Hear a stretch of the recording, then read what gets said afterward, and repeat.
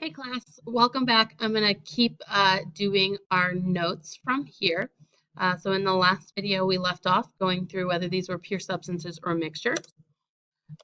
We went through each where we had some pure substances, some elements, and some mixtures, each of our mixtures being a homogeneous mixture in these examples.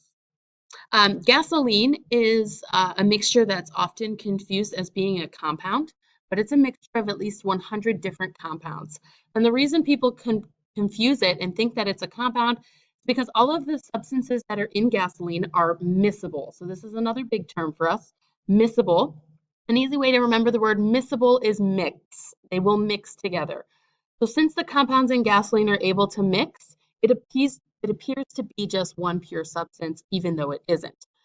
Then we can have other things like oil and water, or any solid that doesn't dissolve, like sand and water. Those would be considered immiscible. Those are substances and compounds that don't mix together. So miscible means they're mixed or mixable. Immiscible means they won't mix. We can also have mixtures between liquids and gases as well. So, for example, before you open your pop bottle or your pop can, the gas is mixed into the liquids. It's a homogeneous mixture. As soon as you pop the top or open the lid, those gas bubbles immediately separate out of the mixture. So that's why we see the fizz, and that's why over time our pop and our soda will lose its carbonation as well. That's a natural separation that occurs, but when they're in the bottle unopened, they're forced to be mixed together in a homogeneous mixture. Okay, so here we have our giant flow chart of the classification of matter. So there's some simple questions we can ask ourselves to help classify matter. And actually, we're going to see some great examples of this tomorrow in class when we do some of our activities.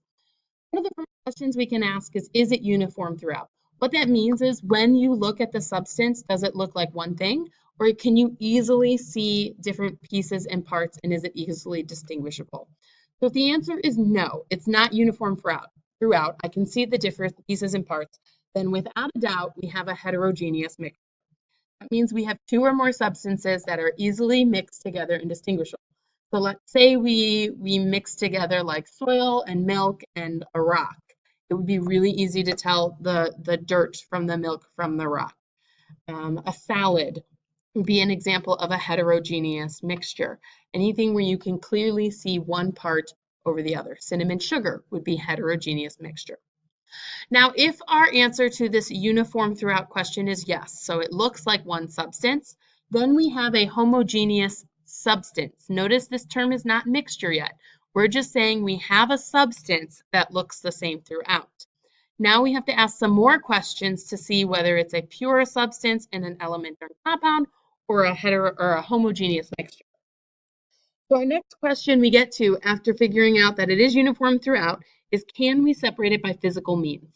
Meaning, can you easily separate the materials without changing what you have, without breaking or making any new bonds? And if the answer is yes, you can separate without breaking or making bonds. That means you have a homogeneous mixture. Homogeneous mixture is two or more substances that are mixed together and looks the same throughout. And homogeneous mixtures that are in liquid form are also called solutions. Liquid or gas form, I should say. So Kool-Aid, where you have the sugar and the coloring and the water, that's a homogeneous mixture and a solution. Brass, which is a mixture of metals, that would be a homogeneous mixture, but not a solution since it's in the solid form. If we can't separate our substance through physical means, meaning the only way we can get it apart is to make or break bonds, that means we have a pure substance. So remember, our two categories under pure substance are element and compound. So what we want to ask ourselves next is if we can break this down into simpler substances. So is it in the simplest form, or are we able to break it down even more? If the answer is no, we can't break it anymore, then it's in the simplest form and we have an element. Elements are substances that are composed of one type of atom. It's the simplest unit of matter that we have, elements. Gold is an example of an element. Carbon is an element. Silver.